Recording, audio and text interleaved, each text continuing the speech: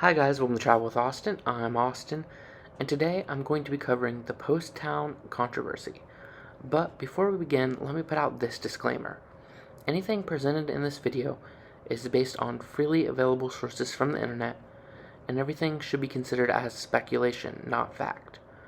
Furthermore, any views presented in this video are merely my own opinions and do not represent any other person or group.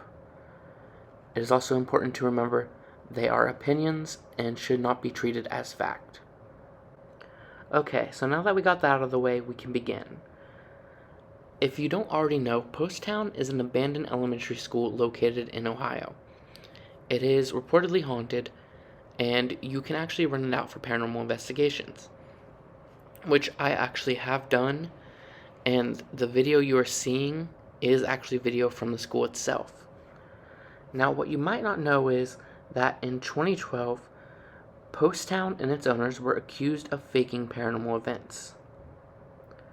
Around Thanksgiving of 2012, Aaron Sullivan, who goes by the stage name Aaron Houdini, and who is distantly related to Harry Houdini, claimed that the owner of Poasttown, Daryl Wisman, was faking evidence to make the place seem haunted. He claimed to have seen them yelling into vents to make sounds travel and propping doors so they will eventually slam.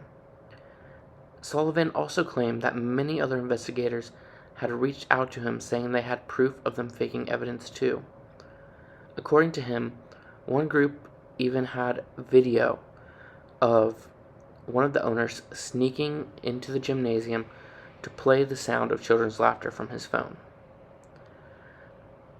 Now, around the same time, a Facebook page sprouted up claiming to tell the truth about Poasttown. The page, which has only gathered 12 likes in total, posted pictures of things such as pipes and wires, claiming they were used to fake evidence. The page claims that hundreds of people have caught the owners and his family faking evidence in the school. Before I switch topics back to Aaron, I would like to point out that this page, meant to expose the school, has its website listed as the school's website itself, and also the phone number you would use to call them, which is kind of odd to me. Now back to Aaron. Aaron also claimed that no one had died at the school, and that was part of the reason the place was fraudulent. Now, I cannot speak about how Poasttown was advertised in 2012, but as of 2021, the history of the website makes it clear no one died on the grounds after the school was built. In the history videos online, Daryl even says the one legend of a girl who fell down the stairs and later died of injuries was, one, still considered an urban legend because they still can't find proof of it, and two, made it very clear that she did not die on school grounds. Now, many online news sites that focus on paranormal investigation covered the story, and because of it, many investigators canceled their stays at Poasttown. Aaron was also invited on a few podcasts during that time as well. While Aaron is probably the most famous person who has claimed Poasttown is fake, he is not the first. I found an online commenter on a forum claiming back in April of 2012 that Poasttown was fake. The commenter also claimed that many people have packed up and left because they caught Daryl creating fake evidence. Now, in January of 2013, Aaron released a statement online, basically saying him and Daryl had agreed to disagree on whether or not Poasttown was haunted or not. His evidence that everything at Poasttown was fake was never released.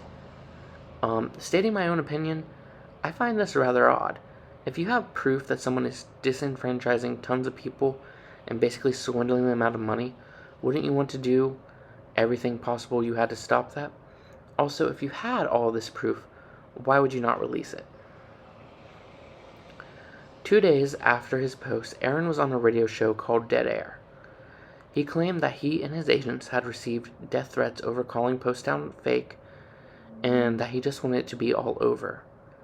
He also positioned himself as a paranormal crusader who wanted to expose fake places. He made many claims, such as Daryl only being into it for the money, He used the fact that they had tried to have several businesses in the school before, and he also said that legally Poasttown had a court order that it wasn't allowed to be open, and that he had a restraining order against Daryl. He also claimed that Daryl had used a fake phone app to spoof Aaron's number and call 911 on the school. Now, during this show, there was a live segment where a man called in and claimed that he had proof everything Aaron said was a lie. He claimed to have over 400 text messages between the two of them. He also said that he had talked to the sheriff of the town and there was no 911 call. Furthermore, that there were no restraining orders either. He challenged Aaron to release the evidence of everything being a hoax. Aaron replied saying he would, but he couldn't just yet, for reasons he never explained. Now, I also feel like I should mention Aaron's challenge to Daryl, because personally I think it is one of the most ridiculous and entertaining parts of the story. So basically, Aaron wanted to challenge Daryl to a paranormal court of judgment. Aaron would find 4 judges and Daryl would find 4 judges. Aaron alone, with the 4 judges, would conduct a paranormal investigation, and then at the end, the judges would vote if they thought the school was haunted or not. If Aaron lost, he would just simply give up his claims. That's it. But if Daryl lost, Aaron was demanding he not only have to shut down Poasttown, but he and his family would have to be evicted from their apartment in the school, an apartment they had been living in since 2004. Which, personally, I just find that absolutely insane. It's one thing to say, if I were to prove this is fake, shut it down, but another to say, if I prove this is fake, you need to be evicted. Anyway, things basically fizzle out from this point. Aaron never released any of the evidence he claimed he had, and none of the teams that Aaron claimed contact him or witnessed him ever came forward. In 2019, Aaron was wanted in Kansas for felony theft. I am not sure what came to be of this, but as of early 2021, Aaron was still posting on his Facebook page. Now, in more recent years, according to news articles, Daryl has had many health issues, such as a hernia surgery, which has made it hard for him to climb the stairs at the school. Now, that's really the end of the story. No evidence, as far as I know, has ever been released, and today, despite Aaron's claims that Poasttown is not allowed to be open, it still is open. Many people come here and investigate here every month. Haunted or not, it is a very interesting place because it is an old school.